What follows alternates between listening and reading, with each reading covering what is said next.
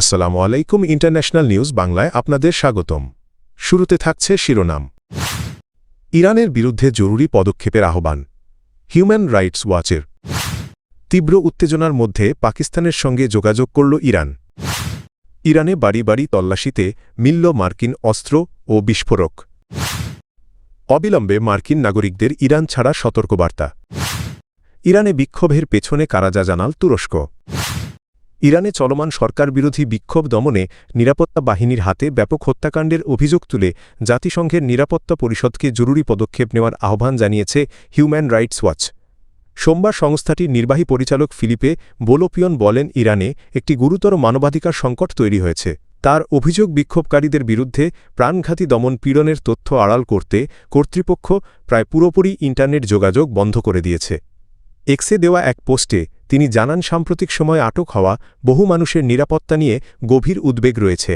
তিনি বলেন, বিক্ষোভকারীদের আল্লাহর শত্রু আখ্যা দেওয়া হচ্ছে, যা ইরানে মৃত্যুদণ্ডযোগ্য অপরাধ হিসেবে বিবেচিত। হিউম্যান রাইটস ওয়াচের পক্ষ থেকে জাতিসংঘের নিরাপত্তা পরিষদ ও মানবাধিকার পরিষদকে অবিলম্বে বিষয়টি আলোচনায় নেওয়া এবং ইরান সরকারকে জবাবদিহির স্পষ্ট বার্তা দেওয়ার আহ্বান জানানো হয়েছে। ইরানের পররাষ্ট্রমন্ত্রী আব্বাস আরাঘচি ও পাকিস্তানের পররাষ্ট্রমন্ত্রী মোহাম্মদ ইসহাক দার টেলিফোনে আলোচনা করেছেন। ইরানের সরকারি বার্তা সংস্থা ইরনা জানায়, সোমবারের এই ফোনালাপে ইরানের চলমান পরিস্থিতি ও আঞ্চলিক বিভিন্ন বিষয় উঠে আসে। আলোচনায় পাকিস্তানের পররাষ্ট্রমন্ত্রী ইরানে চলমান বিক্ষোভের প্রেক্ষাপটে সংলাপ ও পারস্পরিক সম্পৃক্ততার গুরুত্বের ওপর জোর দেন। এদিকে একই দিনে পাকিস্তানের তথ্য ও সম্প্রচার মন্ত্রণালয় সামাজিক যোগাযোগ মাধ্যমে ছড়ানো একটি অভিযোগ প্রত্যাখ্যান করেছে। অভিযোগে বলা হয়েছিল, ইরানের বিরুদ্ধে সম্ভাব্য মার্কিন হামলায় পাকিস্তানের ভূখণ্ড ব্যবহার করা হতে পারে। পাকিস্তান সরকার এই দাবি সম্পূর্ণ ভিত্তিহীন বলে জানিয়েছে। ইরানে চলমান অস্থিরতার মধ্যে এ ফোনালাপকে আঞ্চলিক কূটনৈতিক তৎপরতার অংশ হিসেবে দেখা হচ্ছে। ইরানের গোয়েন্দা সংস্থা জানিয়েছে, দেশটির বিভিন্ন এলাকায় অভিযানে কয়েকটি বাড়ি থেকে যুক্তরাষ্ট্রে তৈরি অস্ত্র ও বিস্ফোরক সরঞ্জাম উদ্ধার করা হয়েছে। আল জাজিরার খবরে বলা হয়, সব অস্ত্র সশস্ত্র গোষ্ঠীর সদস্যরা গোপনে মজুত রেখেছিল বলে দাবি করেছে কর্তৃপক্ষ। গোয়েন্দা কর্মকর্তাদের ভাষ্য, উদ্ধার করা সরঞ্জামের মধ্যে আগ্নেয়াস্ত্র ও বিস্ফোরক ডিভাইস রয়েছে, যা বিক্ষোভের আড়ালে সহিংস কর্মকাণ্ডে ব্যবহারের পরিকল্পনা ছিল। এর আগে ইরানের পররাষ্ট্রমন্ত্রী আব্বাস আরাঘচি দাবি করেন, বিক্ষোভকারীদের উস্কানি দিতে বিদেশ থেকে দেওয়া ফোন কলের অডিও রেকর্ড সরকারের হাতে রয়েছে। চলমান সরকার বিরোধী বিক্ষোভের মধ্যে এসব দাবি সামনে এলো। ইরান কর্তৃপক্ষ বিদেশি হস্তক্ষেপের অভিযোগ করে আসছে, আর সম্ভাব্য মার্কিন হামলা নিয়ে অঞ্চল জুড়ে উত্তেজনাও বাড়ছে।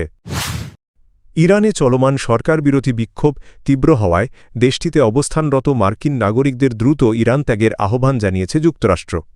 সোমবার ইউএস ভার্চুয়াল এম্বাসি ইরান এক নিরাপত্তা সতর্কবার্তায় জানায়, মার্কিন নাগরিকদের নিজ উদ্যোগে দেশ ছাড়তে হবে এবং এক্ষেত্রে মার্কিন সরকারের সহায়তার উপর নির্ভর না করার পরামর্শ দেওয়া হয়েছে। সতর্কবার্তায় বলা হয়, আর্মেনিয়া ও তুরস্কের সঙ্গে কয়েকটি স্থলসীমান্ত এখনও খোলা রয়েছে, তবে তুর্কমেনিস্তানে প্রবেশের জন্য বিশেষ অনুমতি প্রয়োজন এবং আজারবাইজানে প্রবেশ সীমিত। আফগানিস্তান, ইরাক ও পাকিস্তান সীমান্ত ব্যবহার না করারও আহ্বান জানানো হয়েছে। দেশজুড়ে বিক্ষোভ, নিরাপত্তা ঝুঁকি ও যোগাযোগ ব্যবস্থায় বিধিনিষেধের কারণে এই সতর্কতা জারি করা হয়েছে। ইরান জুড়ে চলমান সরকার বিরোধী বিক্ষোভ সতর্কভাবে পর্যবেক্ষণ করছে তুরস্ক। আঙ্কারা আশঙ্কা করছেই অস্থিরতা মধ্যপ্রাচ্যে নতুন করে সংকট তৈরি করতে পারে। তবে তুরস্ক জানিয়েছে, ইরানের সার্বভৌমত্ব ও স্থিতিশীলতা রক্ষা তাদের অগ্রাধিকার। তুরস্কের পররাষ্ট্রমন্ত্রী হাকান ফিদান বলেছেন, বর্তমান বিক্ষোভ থেকে ইরান সরকারের পতন ঘটবে এমনটা তারা মনে করেন না।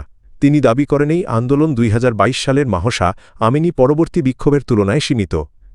ফিদান বলেন, পশ্চিমা নিষেধাজ্ঞার কারণে ইরানের অর্থনীতি দুর্বল হয়েছে, যার প্রভাব সবচেয়ে বেশি পড়েছে তরুণদের ওপর। মূল্যস্ফীতি ও বেকারত্বই মূল ক্ষোভের কারণ। তিনি আরও অভিযোগ করেন, ইসরায়েল এই বিক্ষোভে প্রভাব বিস্তারের চেষ্টা করছে এবং সামাজিক যোগাযোগ মাধ্যমে সরকার বিরোধী আন্দোলনে উস্কানি দিচ্ছে।